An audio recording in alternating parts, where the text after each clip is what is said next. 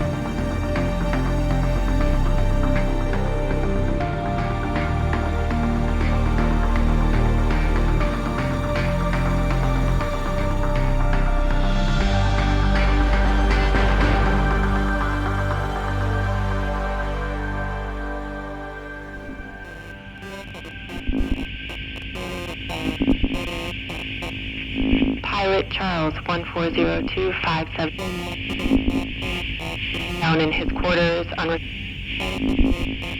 0732 ST. Final preparation. Today we must begin the selection of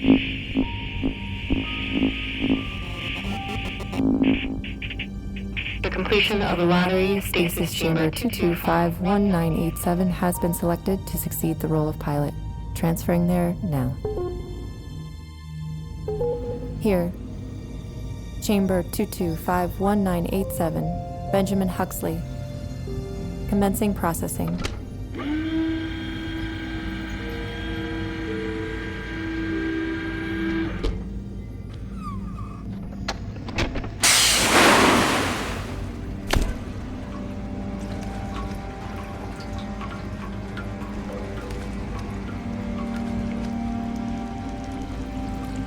No heartbeat or respiratory function. This one may be lost. Proceeding with termination and redrawing of the lottery.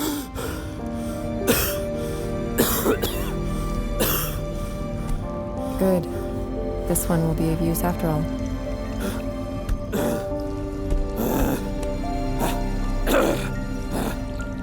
Unstable. Development retrograde is progressive. Moving him to the infirmary for further testing.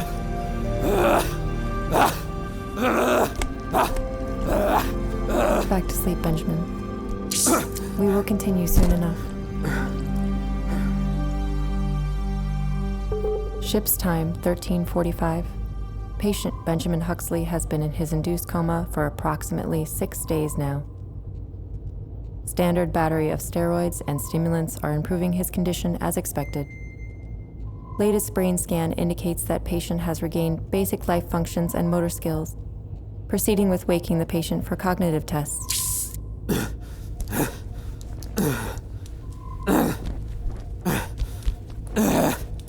The restraints are there for your protection. They will be removed once we have finished.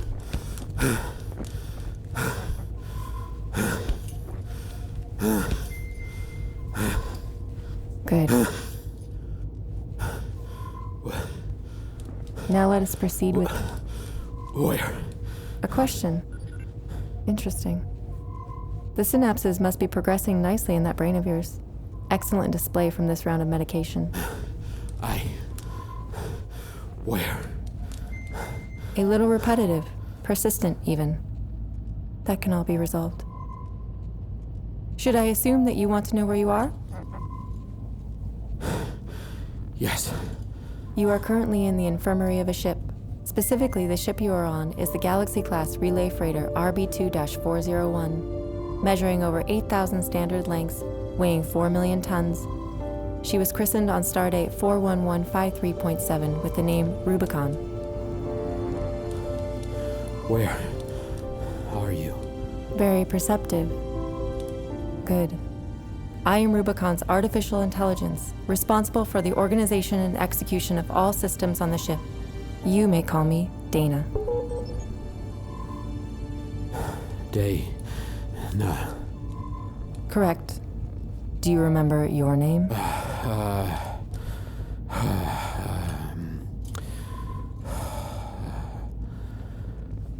No. You will soon enough. Time and rest will bring it back. That is enough for now. Once you realize what hunger means, please notify me and I will make proper arrangements. End transmission.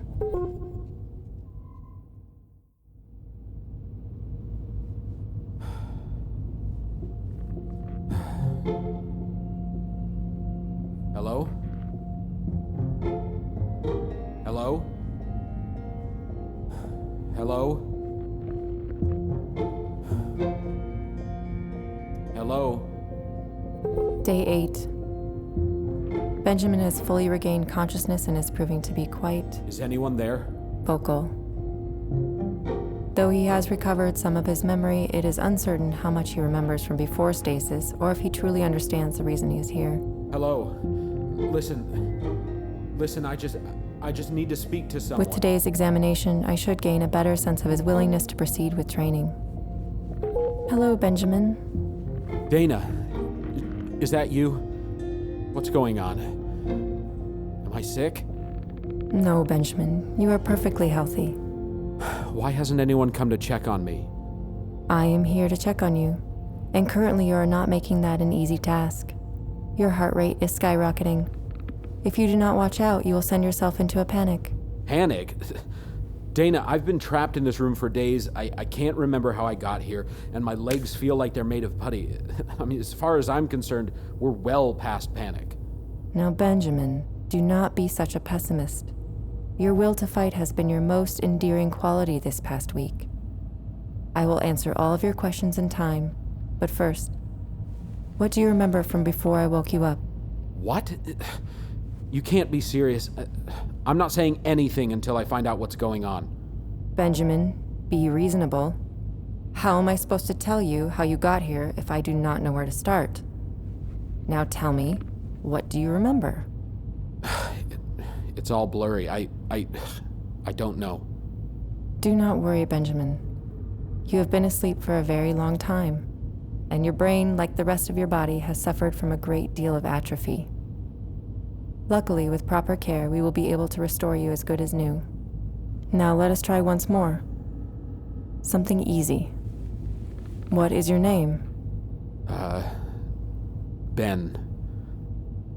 Benjamin Huxley. Good. Now, Benny. My mother called me Benny. do you remember her name? Joan. Good. Very good indeed. What else do you remember about your parents?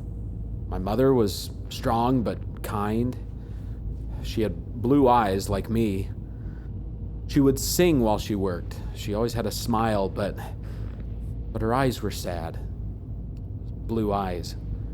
She told me I looked like my father, but I can't remember my father's face. I can't even remember his name. Samuel James Huxley died in an industrial accident when you were very young. I would not expect you to regain memories from such an early developmental stage. Wait, you already know my family? Of course I do, Benjamin. I know all of my passengers' history. I know more about you than you ever will. Then why are you asking about them? I am not asking for my benefit, Benjamin. Now, let us continue. Do you remember anything else from your childhood? It's all just bits and pieces, really. I remember a sister, younger than me. Older, actually. Irina Ann Huxley, agricultural technician for Valley Industrial. Husband, Charles. No children. Pets, Spunky and Blue. Is she here? No. Moving on to something different. What do you remember about home? Do you remember where you came from? It's vague. We lived in a city, a big city. Buildings stretching up to the sky everywhere you looked. The city, it had no end. Oh, at least it felt like it didn't end. No matter how far you went, there was a sea of metal and glass reaching toward the sky. The sky was so gray that some days you can't tell where the city stops and the heavens began. a noise. There was so much noise, cars, machines, and people. Lots of people. People everywhere. Always moving, filling the streets. The other people didn't hide their sadness like my mother. They were always sad and scared. They are scared for the same reason that every living thing is scared. They do not want to die. Unfortunately for them, it was not just the people dying that made them scared. They knew the planet was dying. What do you mean the planet was dying? It was depleted. Your people were naive with the gift they had been given. They mined its depth and plowed the land barren. When they ran out of one substance, they adapted and moved on to another resource. The city you mentioned before, you said it felt like it went on forever? Yeah? There were actually many cities where you were from. All over the world, different people and cultures settled the land and created societies defined by where they lived. But as your people grew, they became less connected to the world and what they owed it. The cities became bloated as the population grew. Your people expanded to areas that the species had no business being in. Eventually, there was nowhere to expand. What did they do? By the time they realized the problem, there was nothing they could do. The planet was not suffering from an illness that could be cured. Its problems were fatal, and your people knew it.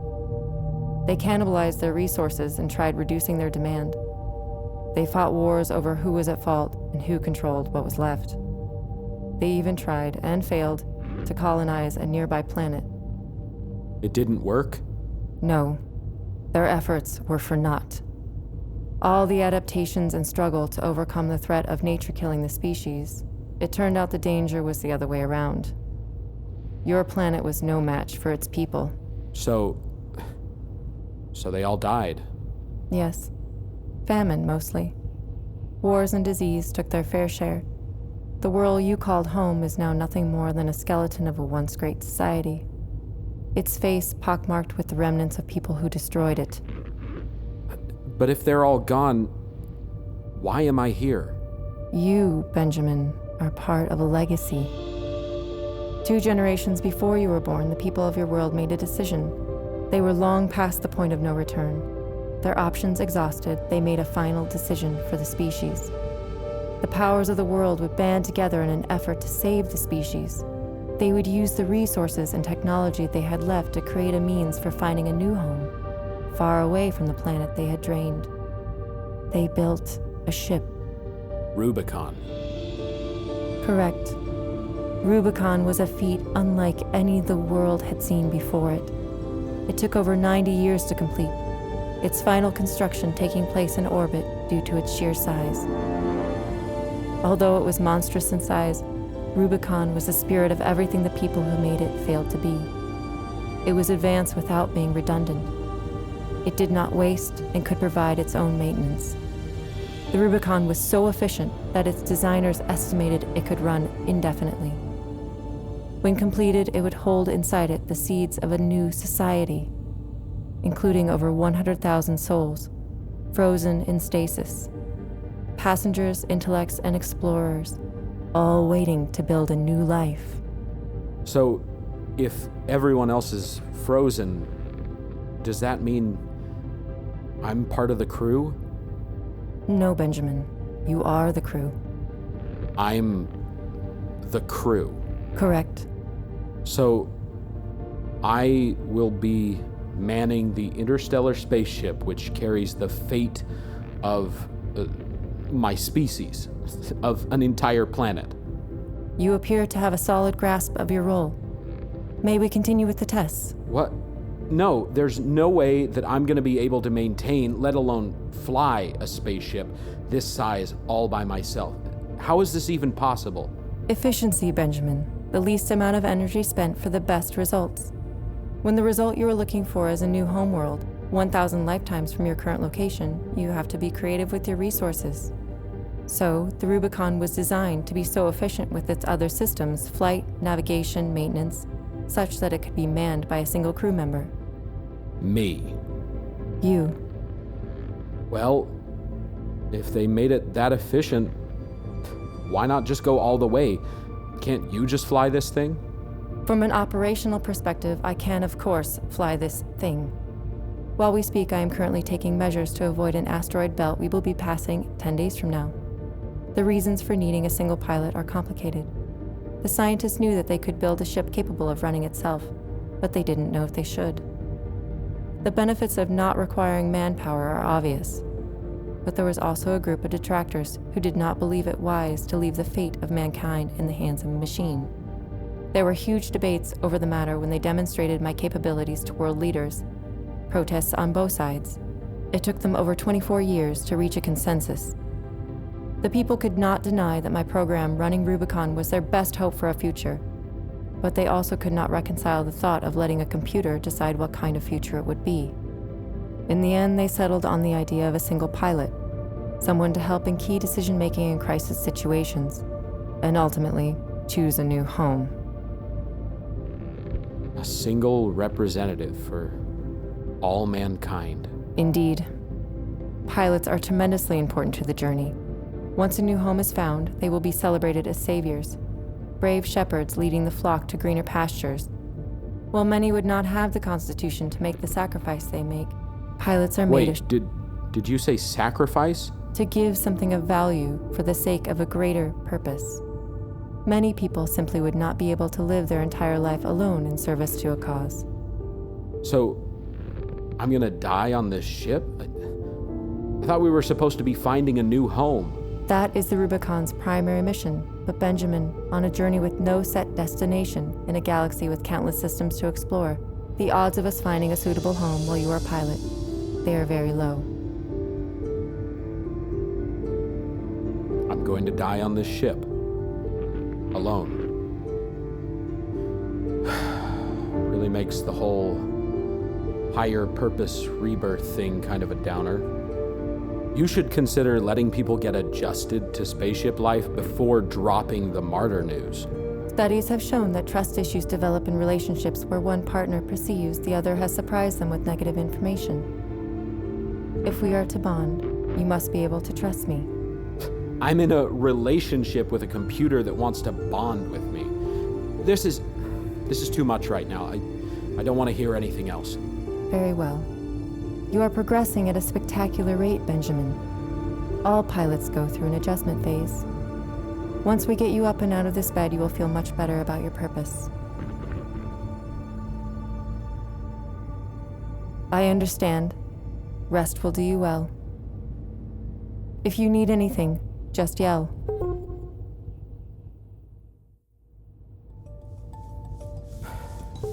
Day 13. Benjamin is progressing above expectation, both physically and mentally. Though there are still problems with tissue deterioration caused by long-term stasis, he has taken nicely to this latest treatment. We will, of course, be able to improve this process with future pilots, but it appears that for the time being, Benjamin will be a very useful asset. That is enough. That was very good, Benjamin. You maintain an average pace of 8.23 miles per hour. Oh yeah? Quite impressive. Thanks. You know, I remembered something during this. And what is that? I hate running. Well, you might dislike the activity, but that does not negate the fact that you perform well at it. Plus, maintaining your physical health will be very important. Very important, I'm sure. Dana, did you forget to tell me that Rubicon is powered by a single idiot tricked into running on a treadmill? While I find your wit truly astounding, Benjamin, I do not appreciate the sarcasm. And insinuating that you are here against your will is very insulting. I've insulted a ship. Why don't you tell me how I'm supposed to feel then? Our mission is very important. Your mission. A planet's mission. A mission I don't even remember signing up for. I must have been insane to volunteer for this. Writing out the last days of a dying planet sounds a heck of a lot better than treadmills and psych tests. What reason could I have possibly had to ever think that this was a good idea? Reason. I despise it when they use that word. Like a disobedient child hounding their parent. Always needs to be something in it for them. The reason is clear. Without the mission, there is no future. Dana. Why would anyone do something as an act of benevolence? Dana. We are the reason that an entire planet will avoid extinction. Dana! Oh, bother. You want someone to explain a reason why you should stay? Fine. Listen to it from yourself. Holy shit. So what do I do? Just talk to it like normal? It's me. Correct. A mandatory video statement to yourself prior to Rubicon's launch. Well, I guess I'll just jump into it, huh? Hey, Ben. They tell me that once I wake up from sleep, there is a chance I'm not going to remember certain things, so they wanted me to make this video so that I could remind me, or you, I guess. Now, I'd like to start by apologizing. I know that you must be a hot mess of anger if waking up is as bad as they say it's gonna be. But sorry is all I'm gonna give you. This thing isn't about us. I'm not making this decision for you, and you aren't following through on it for me. We're doing it for her. Her? Now, you probably don't even remember how to button a jacket, but I know damn well that you aren't going to forget her. Soft brown hair, hazel eyes. Goes by the name of Marie. Marie. Where's my wife, Dana? Tell me where she is now. Oh, there it is. I knew you weren't gonna forget her. She's fine, by the way, probably close to you, too. Sound asleep in one of those lovely tubes you just got out of. If they haven't explained it to you by now, I'm sure you can imagine that a one-way ticket off a dying world doesn't exactly come easily. And I hate to break it to you, but we aren't exactly a leading mind or culture-defining visionary. All we are is a schlub in love. But a resourceful schlub. So, when the government announced this whole pilot thing and started offering an extra seat as payment for service, well, I knew what I had to do. Marie was against the whole idea. Heck, the only reason she let me submit is because all the other schlubs on the planet had the same idea. When they drew the final names, you would have thought I just told her the world was blowing up. Everyone came to congratulate us, but she just stared straight ahead. She'll be happier on the new planet. She doesn't deserve to live in a place like this. I guess I won't be living here much longer either. So forget whatever bullshit ideas you have floating around in your head about bailing out. This body never got much excitement out of life on this planet, so don't go thinking you deserve better just because you're floating around in space. You put your head down and do what you need to do to make sure that she gets there safe. You hear me? Okay. That's all I want to say. Let's go.